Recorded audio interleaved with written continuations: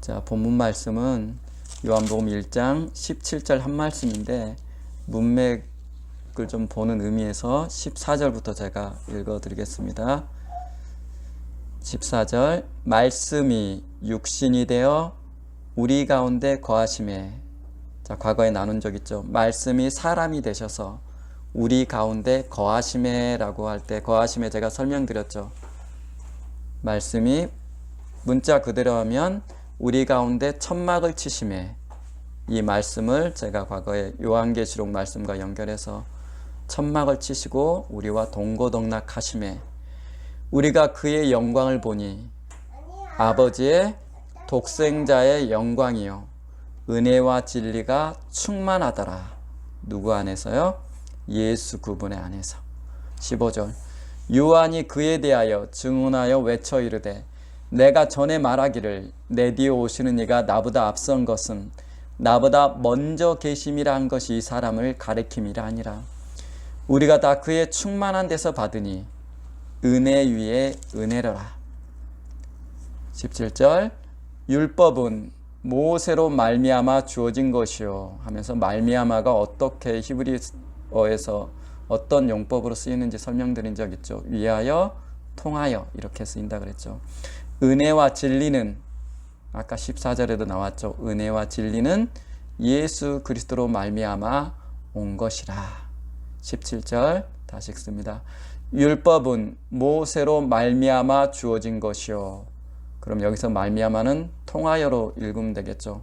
그리고 그 통하여란 말은 중보라는 의미가 있어요.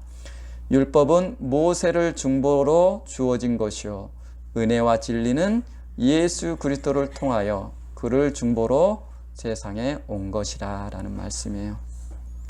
자, 이제 지난주 말씀 잠깐 한번 생각해 봅시다. 지난주 요한복음 6장 말씀 나눴죠. 요한복음 6장. 자, 예수님을 많은 사람들이 추종했죠. 많은 무리들이.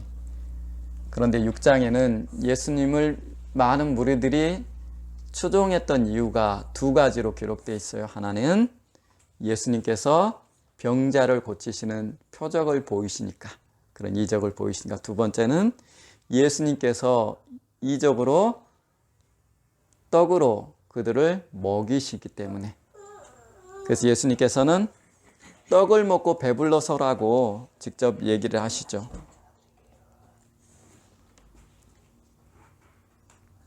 다시 말해서 이 두 가지 이유를 정리해보면, 요약해보면 이런 뜻이에요. 예수님 쫓아다니니까 이익이 있더라. 예수님 쫓아다니니까 덕볼 곳이 있더라. 이로 인해서 예수님을 쫓아다녔던 무리라는 뜻이에요. 그 말씀은. 다시 말해서 물리적인 유익이 있기 때문에 예수님을 쫓아다녔던 무리들이었어요. 그러나 그들에게 예수님께서 너희가 내 살과 피를 먹고 마셔야 된다라고 이런 영적인 견제의 말씀을 하시니까 결국 그들은 예수를 버리고 다 떠나죠. 그리고 마지막 남은 사람들이 12제자만 남았어요.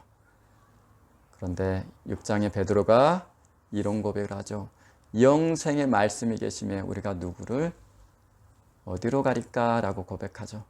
그들은 물리적으로 예수님을 자꾸 바라보고 물리적인 유익을 구했지만 나머지 있는 제자들은 예수님을 영생의 말씀을 허락하시는 분으로 이해했다라는 뜻이에요. 그들만 예수를 버리지 않고 남아 있었어요. 큰 차이죠. 요즘 교회에서도 사실은 이런 걸 정말 많이 봐요. 예수 믿으면 만사 형통하더라. 사업 잘 되게 하더라. 나를 부자 되게 해준다더라. 물론 그럴 수 있지만 이것이 복음은 아니라고 제가 여러 번 말씀드렸죠. 그런 면에서 은사주의 교회들이 굉장한 위험성을 띠고 있는 것이에요. 은사를 다룬다는 것도 위험한 문제지만 여러분들이 교회에 와서 은사를 맛보고 교회 안에서 신령한 어떤 정서를 경험했다고 그래서 여러분들이 그 사람들이 예수를 믿는 사람이 되었다라고 착각하시면 안 된다라는 것이에요. 똑같아요. 예수를 쫓았던 요한복음의 6장에 예수를 쫓았던 무리들과 그런 식으로 교회 와서 하나님을 만나고 신앙생활 하는 사람과 사실은 별반 다르지 않다라는 것이에요. 그래서 어떤 물리적인 해가 오면 바로 예수를 버리고 자기 유욕을 쫓아서, 육적인 이익을 쫓아서 예수를 버리고 교회를 떠난 사람이 많죠. 그것도 어려우니까 교회에 발 한번, 한쪽 발은 교회에 담고 한쪽 발은 세상에 담고 이렇게 신앙하는 사람이 많죠. 그렇죠? 단순히 예수를 따랐던 무리와 다를 바가 없다라는 뜻이에요. 그러면서 은사주의 교회가 굉장히 위험해요. 예수를 믿는다라는 것은 베드로가 했던 것처럼 하나님, 나는 죄인입니다. 내 속에 의의가 없습니다. 오직 당신만이 내 의의가 되십니다. 주 예수여, 나를 불쌍히 여기소서. 이 과정을 통과하고 정확히 회심이라는 과정을 통과한 사람만 그리스도인이 될 수 있어요. 이건 성경이 말하는 예수 믿는 절차예요. 그래서 자기 안에 아까 요한복음 6장에 있었던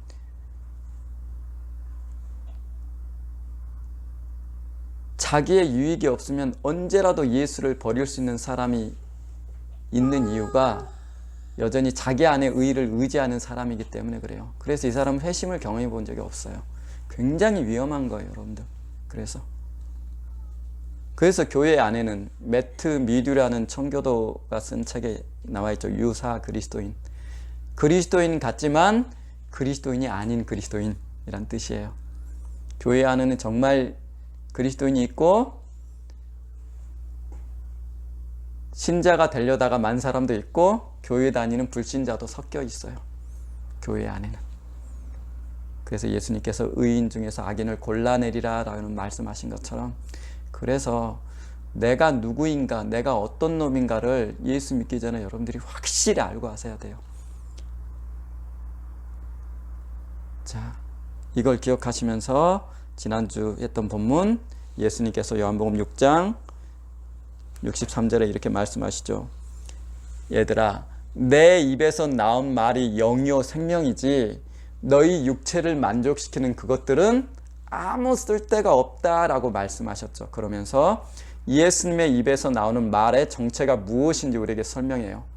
내 입에서 나온 말이라는 거 있지, 이 말이 영이다. 곧 숨이고 하나님의 숨결이고 바람이고 너희 영혼이 호흡해야 되는 것이다 라고 말씀하시면서, 그러게 그것이 생명이다 라고 말씀을 하시는 것이에요. 이게 예수의 입에서 나오는 말씀의 정체예요.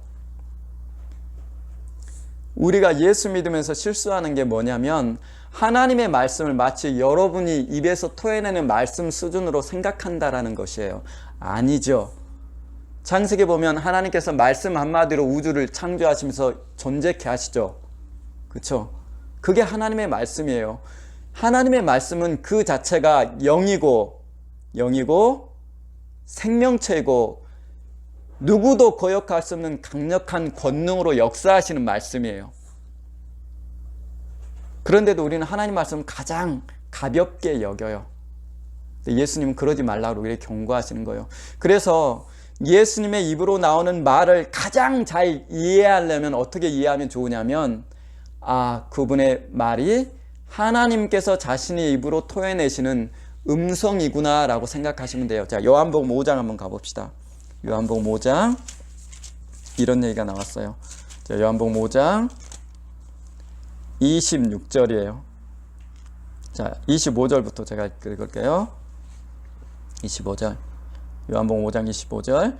진실로 진실로 너희에게 이르노니 죽은 자들이 하나님의 아들의 음성을 들을 때가 오나니 곧 이때라 듣는 자는 살아나리라. 뭐라고 돼 있어요?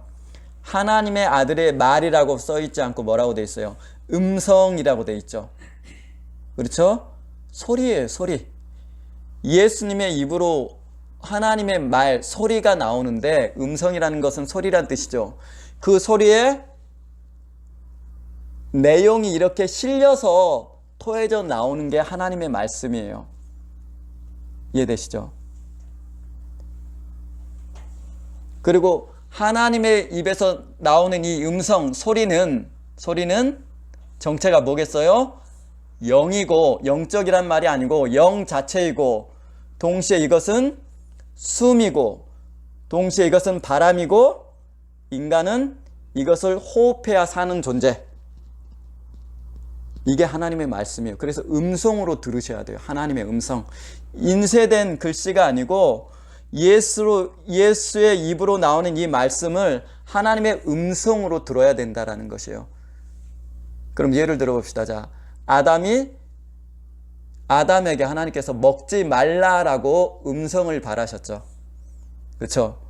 그러면 먹지 말라라는 건 하나님의 입에서 나오는 소리죠. 바람이죠. 숨이죠. 여기에 먹지 말라라는 내용이 실려 있어서 하나님의 입에서 이렇게 토해져 나오는 것이에요. 그러면 이 말씀이 먹지 말라라는 내용도 있지만 바탕은 뭐예요? 영이고 생명이고 아담에게는 숨, 영혼이 호흡하는 숨이 되는 것이에요. 이해되시죠? 이해되시죠? 그래서 이 숨을 거절했기 때문에 죽는 거예요, 영혼이. 자, 그래서 하나님 말씀을 들을 때 음성으로 들어야 된다라는 것이에요. 그래서 예수님께서 항상 귀신을 쫓고 병들을 고치실 때 유대인들이 뭐라 그래요? 권세 있다, 권위가 있다라고 하죠. 그분의 음성이 권위가 있고 권세가 있다라고 말하죠. 바로 그거예요. 하나님의 입에서 나온 말씀이기 때문에 하나님께서 세상을 창조하실 때 하셨던 그 말씀처럼 그 말씀 자체가 힘이 있고 권세가 있는 바람, 소리로 입으로 토해져 나오는 것이에요. 그래서 즉시 이루어지죠. 바람아 멈춰라면 어떻게 해요? 멈춰지죠. 파도야 잔잔해라면 잔잔해지죠. 그러세요. 하나님의 음성이기 때문에 그래요.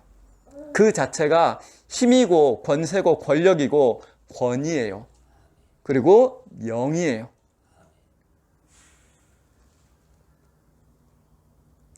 그래서 에스겔서 37장에 보면 아주 재밌는 장면이 나와요. 이것을 잘 이해할 수 있는. 자, 에스겔서 한번 37장 한번 펴보세요. 자, 에스겔서 37장. 자, 들어보세요. 자, 하나님께서 에스겔 선지자를 통해서 당신의 말씀을 대언하게 하는 장면이에요. 우리가 마른 뼈가 살아나는 장면이라고 특히 우리가 많이 들어봤죠. 자, 4절부터 보십시다. 에스겔서 37장 4절. 자, 제가 읽겠습니다. 또 내게 이르시되 너는 이 모든 뼈에게 대언하여 이르기를, 대신해서 말한다는 뜻이죠. 대언. 하나님의 말씀을 대언하는 거죠. 너희 마른 뼈들아, 여호와의 말씀, 뭐겠어요? 말을 들을지어다. 뭘로 바꿨으면 좋겠어요? 하나님의 음성을 들을지어다. 주 여호와께서 이 뼈들에게 이같이 말씀하시기를, 자, 줄거 보세요. 내가 생기를 너희에게 들어가게 하리니. 자, 생기 많이 보셨죠? 하나님이 아담을 지으시고 그 코에 생기를 불어넣었다라고 되어 있죠. 계시록에 두 사람에게 하나님께서 생기를 부어 넣었다는 말씀이 나오죠. 그 생기예요. 그 생기.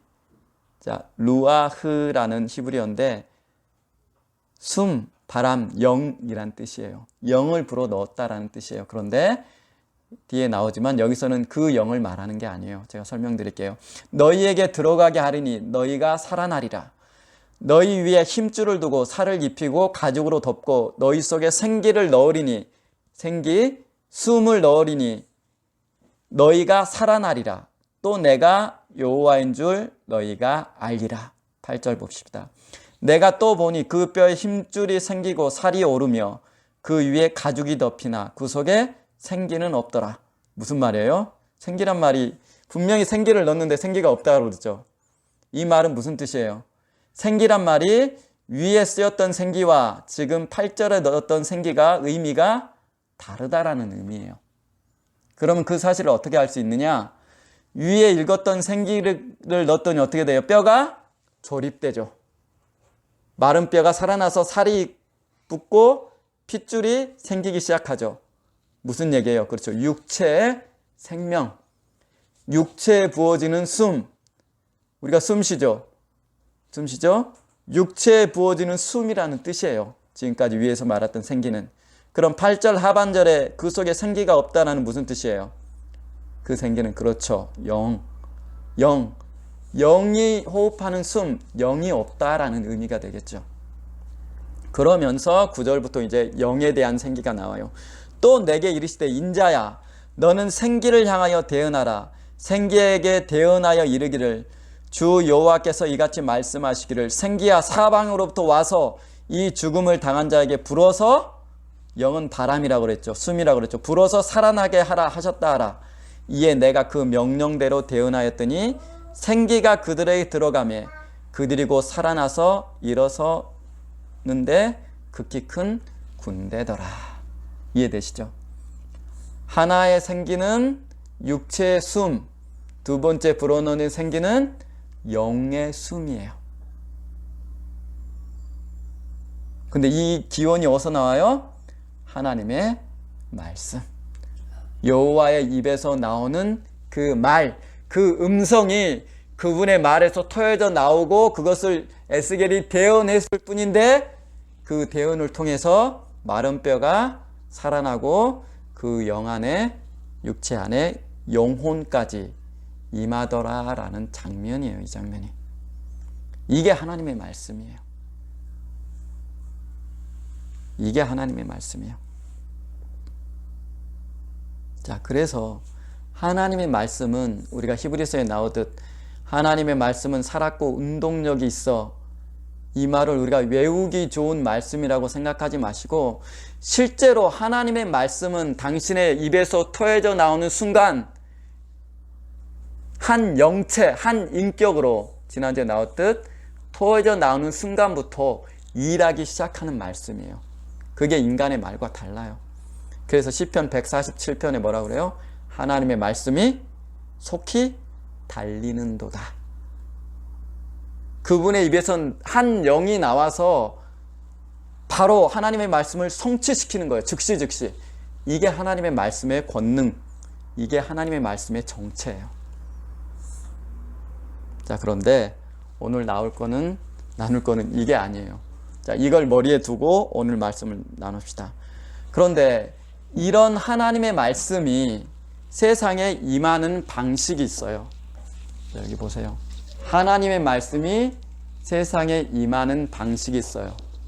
어떻게 임해요? 오늘 본문 가셨습니다. 요한복음 1장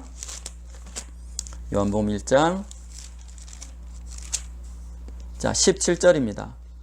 자, 하나님의 말씀이 세상에 임하는 방식. 첫 번째 17절. 율법은 모세로 말미암아 주어진 것이요 은혜와 진리는 예수 그리스도로 말미암아 온 것이라 라고 되어 있죠. 자, 율법도 하나님의 말씀이죠. 맞죠? 자, 율법도 하나님의 말씀이고 은혜와 진리, 말하는 진리도 하나님의 말씀이죠. 그렇죠? 자, 이게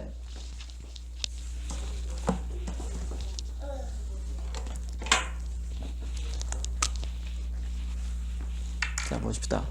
율법이 하나님의 말씀이라는 것은 우리가 다 알아요. 그렇죠? 예수님께서 내가 너희에게 이른 말이 영이요 생명이라 하시고 아버지의 말씀은 또한 진리라 하시면서 당신의 말씀이 진리이심을 스스로 말씀하셨어요. 그렇죠? 율법도 하나님의 말씀이고 예수 입으로 나오는 말씀을 예수님께서 진리라 하셨으므로 이 예수 입에서 나오는 말씀도 하나님의 말씀이죠. 자, 그런데 잘 보세요. 자, 이 둘이 하나님의 말씀인 건 분명해요. 그렇다면 이 본질이 뭐란 뜻이에요? 하나님의 말씀은 본질이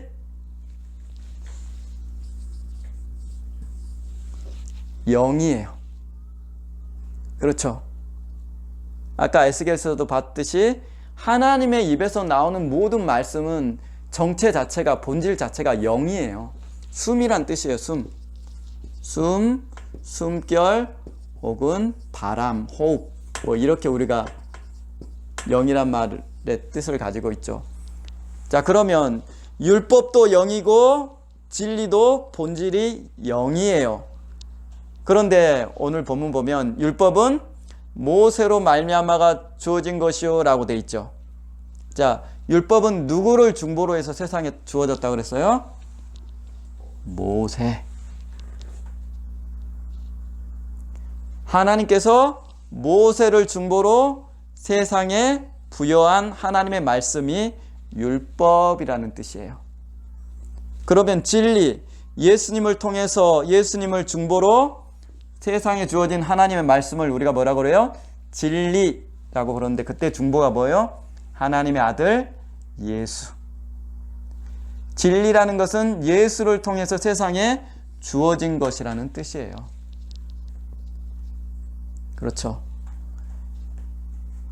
율법은 모세를 중보로, 진리, 예수의 입으로 나오는 예수님의 말씀은 하나님의 아들 예수님을 중보로 세상에 들어왔다라는 뜻이에요. 이해되시죠? 자, 그러면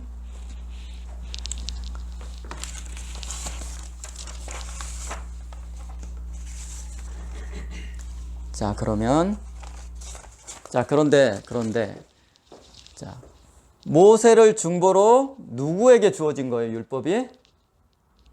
지금 우리에게 율법이 적용돼야 안 돼요. 믿는 우리에게는 적용이 안 되죠. 율법은 누구에게 주어진 거예요, 대상이? 그렇죠, 이스라엘이죠. 이스라엘과 언약하셨잖아요, 율법으로. 이스라엘이 대상이에요. 그러면 진리라는 것, 예수 입으로 전해진 하나님의 말씀은 누구를 대상으로? 온 인류에게 전해질 기쁨의 소식을 너에게 전하노라 라고 말하죠.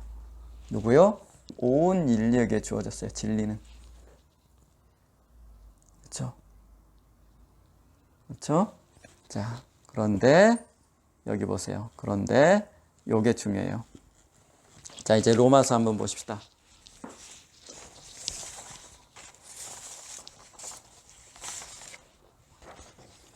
자, 갈라디아서부터 먼저 보십시다. 갈라디아서 보십시다. 갈라디아서 4장. 자, 갈라디아서 4장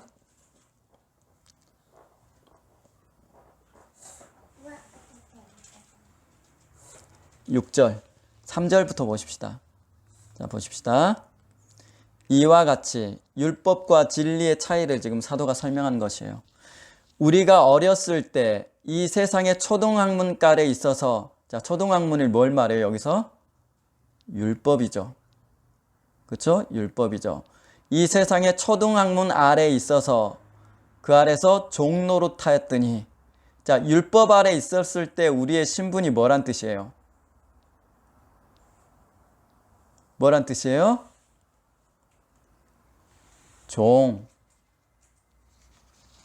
종이란 뜻이에요, 지금. 자, 모세를 통해서 하나님의 말씀이, 율법이 전해졌는데, 율법 그 초등학문 아래에 있을 때 그 이스라엘의 신분을 지금 사도 바울은 4장 3절에서 종이었다라고 얘기를 해요. 그런데 자, 5절 보십시다. 그런데 율법 아래 있는 자들을 속량하시고 우리로 아들의 명분을 얻게 하려 하심이라 하시면서 뭐라 그래요? 진리 안에 있는 우리의 신분을 뭐라고 불렀어요? 아들이다 라고 표현을 해요. 이게 율법을 받은 이스라엘과 예수 입으로 나온 당신의 말씀을 받는 온 인류의 신분의 차이예요. 그러면 이런 신분의 차이가 똑같은 하나님 말씀인데 왜 나느냐라는 것이 중요하겠죠. 왜 나겠어요? 자, 보십시다. 자, 19절 한번 보세요. 3장 19절, 갈라디아서 3장 19절. 자, 갈라디아서 3장 19절 제가 읽겠습니다. 그런즉 율법은 무엇이냐? 범법함으로 더하여진 것이라. 여기 또 법정 용어가 나오죠. 법률 용어. 법을 어겼다라는 뜻이에요. 법률 용어예요. 법을 어겼다. 법을 어긴 것은 뭐가 돼요? 죄가 되니까 이 말은 범죄라는 말과 같은 말이에요, 사실은. 그런즉 율법을 하나님께서 왜 주셨느냐? 범법함으로 더하여진 것이라 천사를 통하여 한 중보자의 손으로 베푸신 것인데, 줄거 보세요. 천사를 통하여 한 중보자의 손으로 베푸신데, 여기 중보자는 누구예요, 그럼? 모세, 맞아요. 천사를 통하여 한 중보자인 모세를 통하여 베푸신 것인데, 그 유효기간이 언제까지예요? 약속하신 자손이 오시기까지. 무슨 말이에요? 진리가 세상에 들어오기 전까지만 유효한 게 율법이란 뜻이에요. 그러면서 중보자는 천사를 통하여 한 중보자인 모세를 통해서 세상에 하나님께서 베푸신 하나님의 말씀이라는 뜻이에요. 자, 그러면 율법은 누가 줬어요? 수요자가 누구예요? 중보자는 모세예요. 누가 줬어요? 천사. 이 구절 그대로라면 천사를 통해서 한 중보자 모세에게 베풀어진 하나님의 말이 율법이라는 뜻이에요. 그렇죠. 자, 사도행전 한번 가봅시다. 사도행전.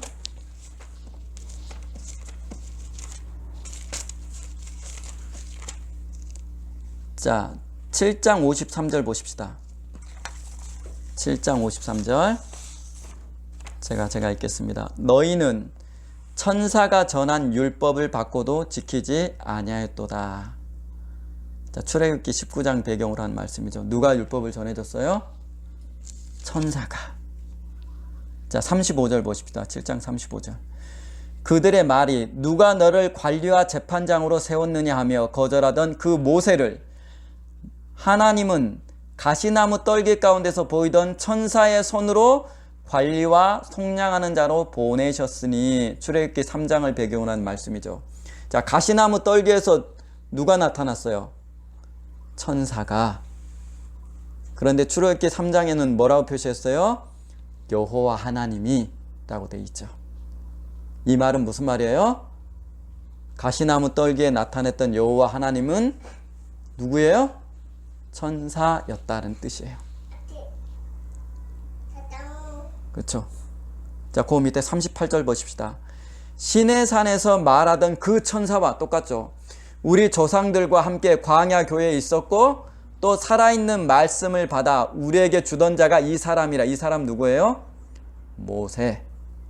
천사로부터 이 말씀을 받아서 우리에게 전해줬던 이 사람이 누구냐? 모세라는 뜻이에요.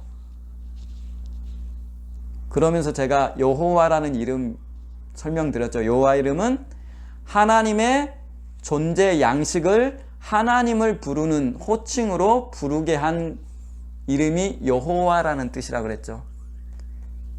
그래서 이스라엘에게는 고유한 명사로서 하나님의 이름일 수 있어요. 왜? 그것으로 언약했기 때문에. 그러나 고유한 하나님의 이름은 아니고 그분의 존재 양태라고 얘기를 했어요. 왜? 천사는 하나님의 이름을 부를 자격도 없고 갖고 있을 수도 없기 때문에 그래요. 그러면서 이제 정리해 봅시다. 하나님의 말씀이 세상에 두 가지 방식으로 주어져요. 영이요 생명인 하나님의 말씀이 두 가지 방식으로 세상에 주어지는데 둘 다 영이에요. 영. 하나는 율법이고 하나는 예수의 이름, 예수의 입으로 주어지는 하나님의 말씀이에요. 그런데 율법은 그 수여자가 천사가 모세라는 중보자를 통해서 하나님과 이스라엘을 중보하면서 주어진 하나님의 말씀이 율법이라는 뜻이에요. 그리고 그때 이스라엘의 신분은 아까 갈라디아에서 종노릇이라고 했죠. 종이에요. 그러니 이스라엘이 하나님을 아버지라고 불러요? 못 불러요? 못 불러요. 요한복음 8장에 나오죠. 자, 그러니 권리가 있어요? 없어요? 종이기 때문에 어떤 권리도 없어요. 어떤 권리도 없어요. 그래서 율법 아래 있는 이스라엘 상태를 요한복음 로마서 8장이 뭐라고 불러요? 요한복음 8장 15절, 아니 로마서 8장 15절, 너희는 다시 무서워하는 종의 영을 받지 아니하였고. 그럼 종의 영이 무슨 뜻인지 이해되시죠 이제? 율법 아래 그들의 신분은 종이에요. 이스라엘을 종의 신분을 갖게 했던 그 원인이 뭐예요? 율법. 율법은 하나님의 말씀이기 때문에 율법의 본질은 뭐예요? 영. 이해되시죠? 그래서 로마서 8장 15절에 너희는 다시 무서워하는 종의 영을 받지 아니하고 할 때 종의 영이 무슨 뜻이래요? 뭘 말하는 거예요? 아직 이해 안 되세요 이 말이? 다시 설명합니다. 천사가 모세를 중보로 이스라엘과 하나님을 중보했을 때 주어진 게 율법이라고 그랬죠. 그 율법 아래 있을 때 이스라엘의 신분을 종노릇했다라고 갈라디아서 4장에 나오죠. 종이었단 말이에요. 자, 이들이 종이 된 원인이 뭐예요? 율법 아래 있기 때문에, 율법을 받았기 때문에 그래요. 근데 율법은 하나님의 말씀이죠. 율법도. 그런데 그 정체는 뭐예요? 영이에요. 율법도 하나님의 입에서 나온 말씀이기 때문에. 그러나 무슨 영? 그렇죠. 종의 신분을 만들어주는 영. 그래서 로마서 8장 15절 너희는 다시 무서워하는 종의 영을 받지 아니하고 할 때 종의 영은 뭘 말하는 거예요? 율법. 자, 로마서 8장 한번 가봅시다. 로마서 8장 15절. 로마서 8장 15절 한번 보십시다.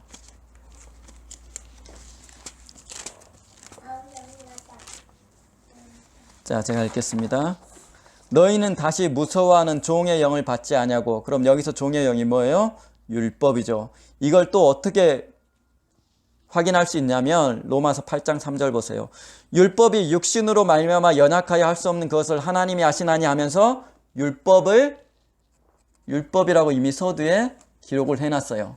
그것이 지금 오물 15절 위에 문맥을 보면 육신에 속한다라는, 육신에 속해 있는 상태를 율법이라고 부르기도 해요. 왜냐하면 율법은 육체의 법이기 때문에. 사람들이 종의 영이 뭡니까? 많은 질문을 해요. 종의 영은 지금 문맥을 봐도 율법이라는 것을 충분히 알 수 있어요. 그리고 지금 제가 칠판에 이렇게 설명한 이 논리대로 이해하면 금방 알 수 있어요. 그러니 율법 아래 있었던 이스라엘이 종이기 때문에 그들이 하나님은 어떤 분이에요? 너희가 무서워하는 종의 영을, 이렇게 돼 있죠. 무서운 분이에요. 그래서 율법에는 용서가 있어요, 없어요? 없는 것이에요. 반면 진리라는 것, 하나님의 말씀은 성부 하나님께서 자기의 아들이신 예수 그리스도 입에 주신 말씀으로 온 인류를 대상으로 주어진 하나님의 말씀이기에, 자, 로마서 8장 15절에 뭐라 그래요? 종의 영을 받지 아니하고 양자의 영을 받았으므로라고 돼 있죠. 뭐라 불러요? 양자라고 부르는 것이에요. 자, 이 말을 우리가 양자영을 받았기 때문에 아빠, 아버지라고 부르짖느니라, 이 말을 갈라디아서 뭐라 그래요? 갈라디아서 한번 가봅시다. 갈라디아서 4장 6절. 자, 5절부터 읽겠습니다. 율법 아래 있는 자들을 속량하시고 우리로 아들의 명분을 얻게 하려 하심이라. 자, 명분이란 말은 아들의 자격을 얻게 하심이라 라고 이렇게 읽으시면 돼요. 자격이란 뜻이에요. 근데 그 앞에 있는 아들은 양자라는 의미예요.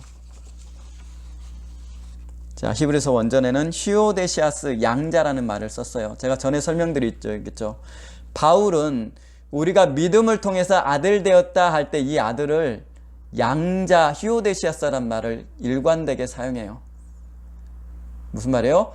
법적인 아들이 되었다라는 의미예요. 아까 로마서 8장 거기는 양자의 영이라고 되어 있죠. 여기는 뭐라고 되어 있어요? 6절 보십시다. 너희가 아들이므로 하나님이 그 아들의 영을 우리 마음 가운데 보내사라고 되어 있죠. 로마서는 양자의 영, 여기는 아들의 영이라고 되어 있죠. 자, 여기에 있는 아들의 영도 원전은 양자의 영이에요. 그렇죠? 로마서에서는 양자라고 되어 있고 여기는 아들이라고 되어 있죠. 근데 여기에 있는 아들도 양자라는 뜻이에요.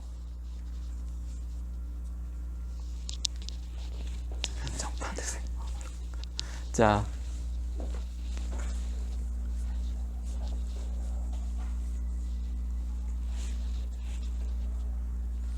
그러므로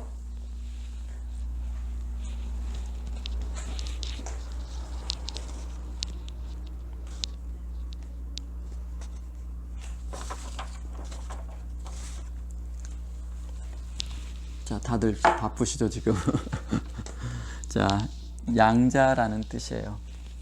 우리는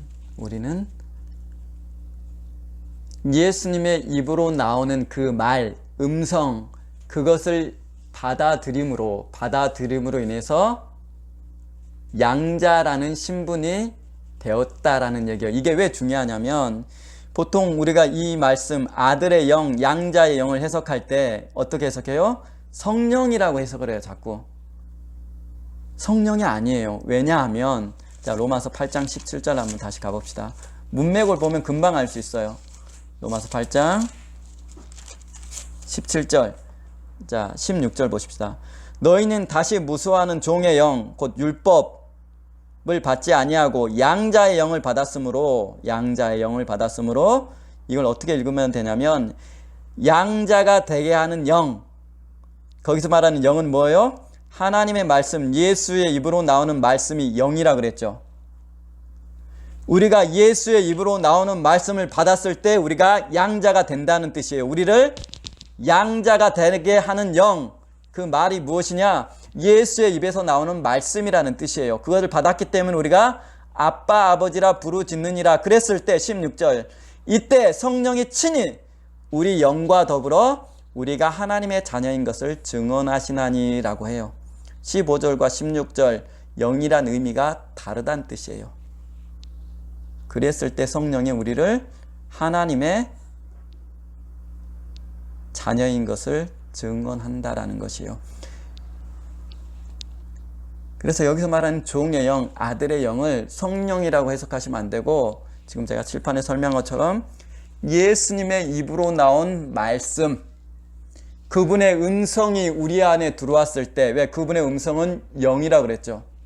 예수님께서 내가 너에게 이른 말이 영이다 할 때 예수님의 입에서 나온 이 말이 영으로서 우리 안에 음성으로 들어왔을 때 이 상태가 자녀된 상태예요. 예수도 영이시고 그분의 입에서 나오는 말씀도 영이고, 그런데 그것이 그 영이, 그 말씀이 우리를 양자되게 하는 영이라는 뜻이에요. 그래서 이 부분을 성령이라고 해석하시면 안 돼요. 이 부분은 아니에요. 우리가 자꾸 이 부분을 성령이라고 해석하는 이유가 무엇이냐면 우리가 예수님의 입에서 나오는 말씀 자체를 너무 낮게 취급해요. 낮게 인정하려고 그래요. 그런데 하나님, 예수님의 입에서 나오는 말씀은 무엇이냐면 즉시 시행하고 이루어지시는 전능자 하나님의 말씀이라는 것을 이해하셔야 돼요. 창세기에 하나님이 있으라 명령하실 때 있었던 것처럼 예수님의 나오는 말씀은 그와 똑같은 말씀이란 뜻이에요. 한 영이 그분의 입에서 나오는 거예요. 토해져. 하나님 말씀을 너무 우리가 가볍게 여기기 때문에 이것이 예수의 입에서 나오는 영인 하나님의 말씀이라고, 전능자의 말, 창조의 힘을 가지고 있는 권위에 있는 말이라고 여기지 않는다라는 것이에요. 아니에요. 예수의 입에서 나오는 말씀은 하나님의 음성으로 즉시 이루어지는 전능자의 말이에요. 그리고 그 본질이 영이에요. 그것이 우리 안에 들어와서 예수님을 중보로 하나님의 말씀이 진리로 우리 안에 들어왔을 때 이 진리인 하나님의 말씀이 우리를 아들되게, 양자되게, 다음 주에 다시 설명할게요. 양자되게 만들어주는 것이에요. 이때 이것을 성령이 하나님의 자녀로 증언해 주시는 거예요. 우리를. 자, 하나님의 말씀을 가볍게 여기기 때문에 우리가 이 말씀을 자꾸 성령이라고 해석하려고 그래요. 아니에요. 예수님이 말씀했어요. 내가 너희에게 한 이 말이 있지, 이 본질이 영이야. 이게 내 입에서 토해낸 말. 그러니까 우리가 지금 인쇄된 말씀을 보죠. 하얀 종이에 인쇄된 말씀으로 보는 거는, 하나님 말씀을 보는 거는 진짜 유치원 아이가 보는 것처럼 보는 거예요. 예수님께서 이 말씀을 우리가 어떻게 받아들이길 원하시냐면 영이요 생명으로, 하나님 전능자의 말씀으로, 즉시 성취되는 당신의 권세 있는 말씀으로 받아들이길 원하세요. 이것이 성경을 올바로 보는 것이에요. 자, 오늘 여기까지 하겠습니다.